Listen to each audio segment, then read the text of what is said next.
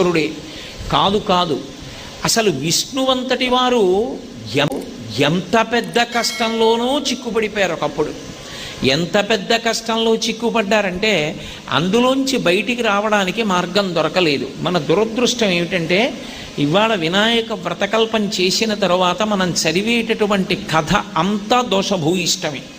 అసలు అందులో చెప్పినటువంటి విషయం ఒక్కదానికి కూడా పొంతనలేదు. ఒక్క విషయం కూడా పురాణగ్రస్తమైనటువంటిది కాదు.